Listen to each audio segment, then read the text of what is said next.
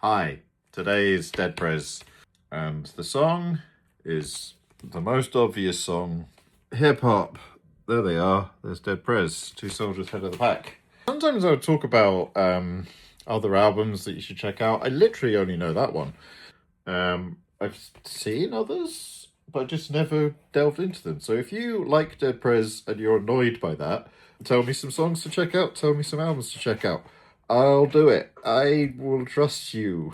But for now, we're talking about hip hop. But specifically, this song is bigger than here. You know it. You've heard it. If you don't know this song, I don't believe you. So it's a song about fake records about fake records. Starts with M1. He's one of the two rappers we just saw him.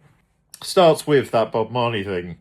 One thing about music, when it hit you feel no pain. That's from Trench Town Rock by Bob Marley. That's the opening line of that. But they say it really quickly.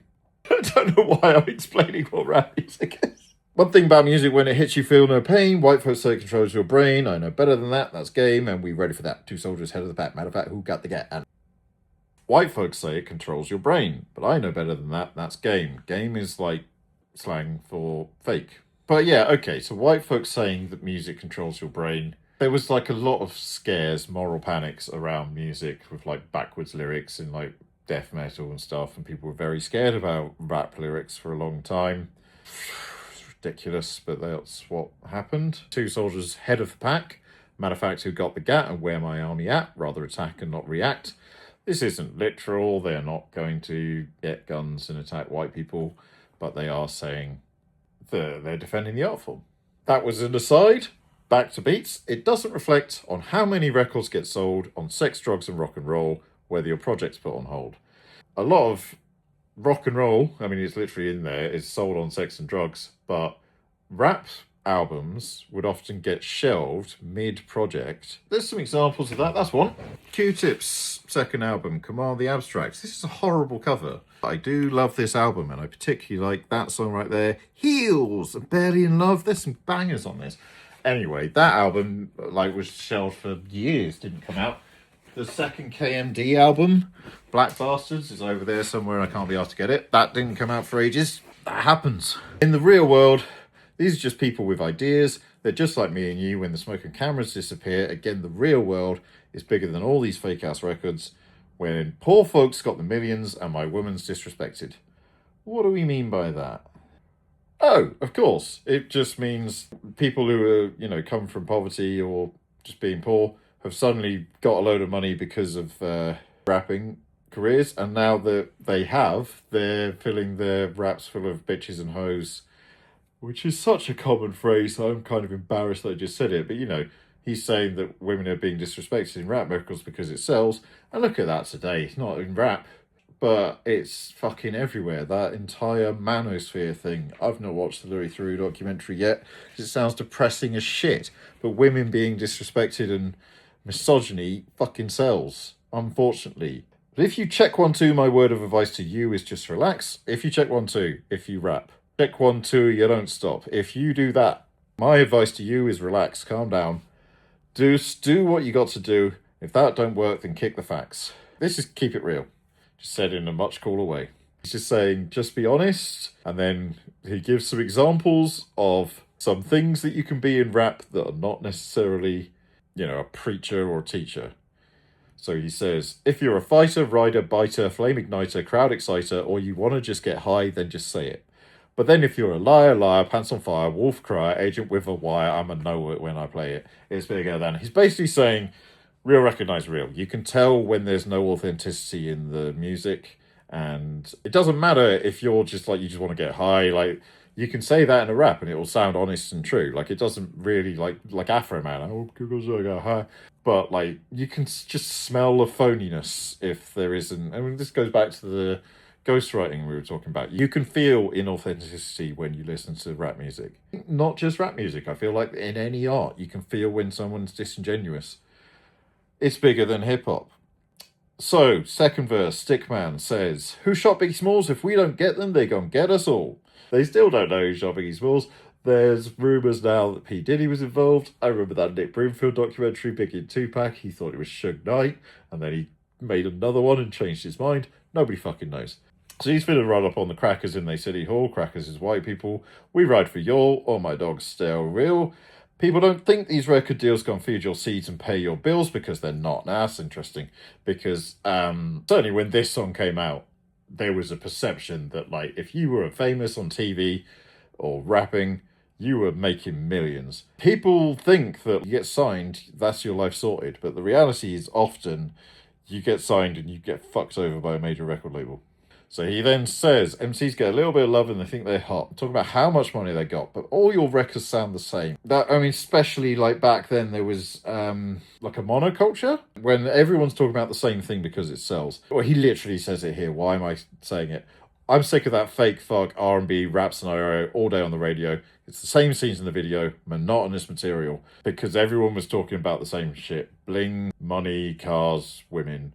Good fun, but soulless, empty, and selling capitalism to people because it sells. It's mad. Same shit today with influencers selling, you know, the idea of you can get rich too. Oh, mate. I was walking past the St. Paul's once and just saw someone like posing for photographs and just like tags on their clothes, and he's like, well, they're going straight back to the shop afterwards. They're selling a lie. Y'all don't hear me though. You don't want to believe that people are selling a lie. You want to buy into the fantasy because then maybe it'll come true for you. These record labels slang on tapes like dope. The record labels are like drug dealers in that they get people addicted to bullshit. You can be next to 9 and signed and still be writing rhymes and broke. You can be, I was somewhere the K-pop idol come out 100 grand in debt. That's not unusual. There was that group.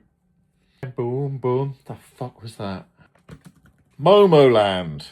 Yeonwoo. I'm probably pronouncing that wrong, but like she revealed she made no money since her debut. S Club 7 was another. You know, they had a TV show. They're on Saturday morning kids TV every week. They looked like they were doing really successful. They were broke. Same with rappers. Young Buck, according to this comment. I don't know enough about that. You can be signed. You can be next in line. The one that people are talking about. Oh, he's going to blow. He's amazing. Like, oh, he's signed to Epitaph. That's a terrible example. He's signed to a label and he's still like fucking... There are UK rappers that like I think of as like quite high, like, you know, have day jobs like lawyers and stuff. And like, no one talks about it because you don't want to fuck up the mystique. Would you rather have a Lexus or justice? A dream or some substance? A Beamer, BMW, a necklace, I don't wear jewellery, or freedom. Still, a guy like me don't play a hate, I just stay awake. There's real hip-hop, and it don't stop till we get the popo what the block they call it hip-hop, hip-hop, hip-hop. It's still bigger than. DP's got that crazy shit, we keep it crunk what, and John Blaze and shit. What we gonna do? P's got that crazy shit. But yeah, I think this one's gonna be pretty short because I don't know enough about Dead Prez. I know this album. I love They Schools. They Schools can't teach us shit. We're trying to get freedom. We want to get all we can get, and all my high school teachers can suck my dick, telling me white man lies, straight bullshit.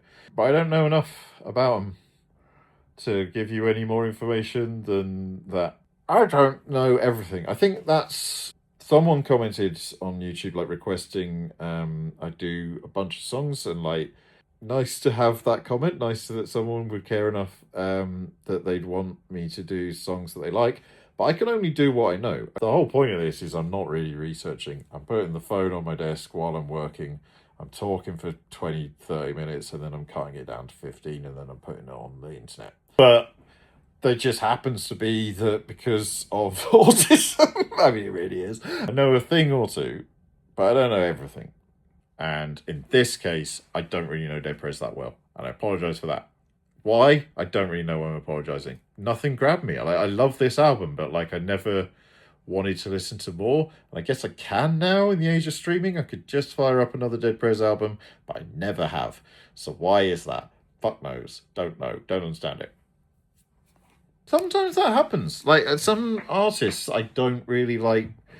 I've tried several times with Outkast and I know that's sacrilege, but I don't understand why I'm not that drawn to it. I fucking love Andre 3000's rap style. Like there's a Janelle Monáe song that Big Boy features on that's fucking incredible. Love it. and yet something doesn't draw me in to listen to the albums. I've tried a few of them. I'd never go back, and I haven't listened to them enough that I absorb them. This is sacrilege and I get it. If someone was saying this about Daylight or something like that, I'd be fucking upset. Or not upset, but like, you know, there's just something about them that they're not like my favourites, that I don't like fucking love them in the same way that I love Slum Village, Doom, even, I was about to say Tribe Called Quest, but even Tribe Called Quest, as much as I like them, I way prefer De La Soul. And like, this is just personal taste. I think the issue I have with like rap critics on YouTube is they give this sort of like aura that they're an oracle about all rap. And like, I don't feel that with like film critics. Like, I don't think a film critic has to like feel like they know every single genre, every director. Some do, Mark Kermode. But, you know, an amateur film critic on YouTube, you wouldn't be like, well, you don't know Kurosawa. I don't know. Like, but actually, that's not a bad example, because there are a lot of people that talk about modern films and haven't gone back to classics like Kurosawa. So, anyway, this series continues. I'm going to do one more in this series. There's something else in between. I'll probably talk about that in the next episode. But one more.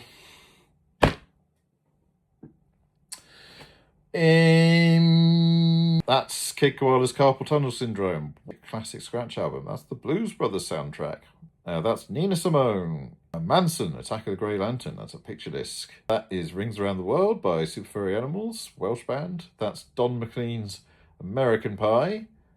And that's the Clangers soundtrack. And that's Money Folder by Mad Villain. Okay, bye-bye.